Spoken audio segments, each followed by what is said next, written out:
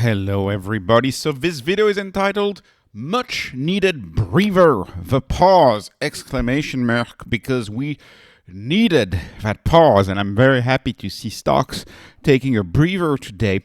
Interesting that today's drop in the Nasdaq and anything AI related or anything that remotely makes sense actually, innovation, growth as a whole, they all trade as a bucket, is down because of this story from the Wall Street Journal, who reported that OpenAI apparently missed its own projection for user growth. It's very funny to me that it's the Wall Street Journal that says that they allegedly missed revenue, because I've dismissed the Wall Street Journal ever since in 2025. Do you remember they ran a story 2025 where they said that Elon Musk was leaving Tesla and they made Tesla stock drop 13% or 14% within 10 minutes of dropping that story.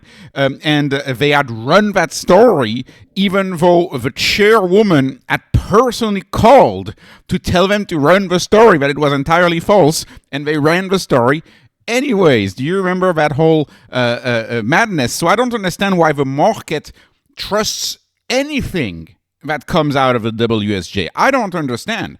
I mean, the WSJ, I don't get why the market trusts this publication. Like, trust a random person on X that doesn't have that bad history. But why would you trust the newspaper that has this history? Why? TradFi thinking is very, very tough to me. It must be the algos who are connected to this old world publication. The algos must be connected to it. I don't know. I don't understand. So maybe OpenAI missed revenue, but I definitely don't trust that source. I want to see another source talk about it. And OpenAI, of course, is losing the AI race. Anthropic and Claude, right? Anthropic's Claude, they are winning the AI race. Yes, OpenAI has fallen behind. We don't hear people talk about ChatGPT nearly as much. People say they use AI mode on Google. Which AI do you use? They often say they use Google now. So ChatGPT fell from grace. But anyways, that's okay. Plus you have the lawsuit, right? The Musk versus OpenAI lawsuit starting today. Anyways, I'm just happy. I'm happy we have a breather. I'm happy these stocks are coming back to more reasonable levels.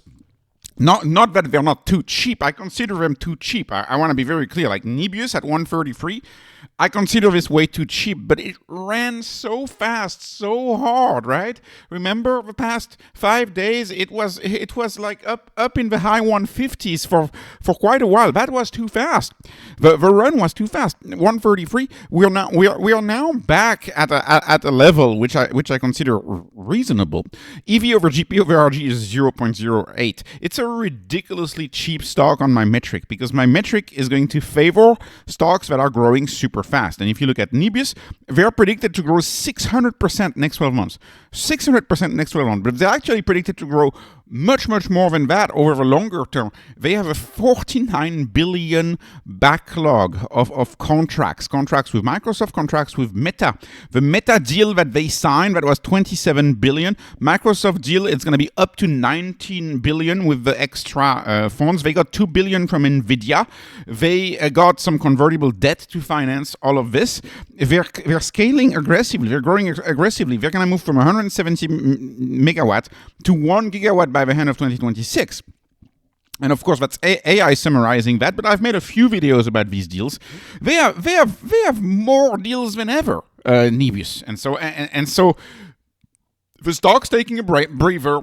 It's down 8% today. I'm not sure why, despite like wide market moves, but to me that's a more reasonable price, and I am happy to see that. I don't like stocks to run too fast, too hard in just a few days. I like to see stocks grow over multiple weeks, multiple months in a very steady manner. Nvidia versus AMD. People have asked me about this before. I prefer Nvidia over AMD because here's the valuation, updated valuation for both AMD and Nvidia. By the way, AMD's growth rate has greatly increased. AMD appears to be doing much better than when I had considered it a few years back. They're picking speed, AMD. But when I look at my spreadsheet, AMD is still more expensive. EV over GP over RG is a 0.75. Nvidia is a 0.6. Nvidia is one of the cheapest Max 7s in my spreadsheet. And when I look at the EBITDA margin profile, we are not in the same league. Nvidia is 3 times more profitable than AMD, right? The rule of 40 at Nvidia is 117. EV over GP over RG is 0.6, so it's cheaper. And it grows 55%. So it grows faster. It has better margins. It is cheaper. So, of course, I'm going to be interested in Nvidia more than AMD. But people have this bias because when they look at Nvidia, they look at a company that's 10 times bigger, literally 10 times bigger than AMD. And so they're like, okay, 500 billion, there's still room to run. 5 trillion, we're never going to go much more than 5 trillion. And of course, on this channel, in my world, I fundamentally believe there will be many companies that are 10 trillion plus in not so long of a time. Probably before 2030, I think we'll have companies that are 10 trillion plus. And Nvidia might be in the pole position of these companies. So anyways, this is a welcome breather, and I'm very happy about that. Lastly, I want to talk briefly about, not MSTR. MSTR is trading in line roughly with Bitcoin today, but Bitcoin, of course, by association, and we know Bitcoin has a lot of association with sometimes the Nasdaq, sometimes tech, sometimes the IGV, the software ETF. But unfortunately, Bitcoin's been dropping quite a bit on this growth, quote unquote, growth weakness.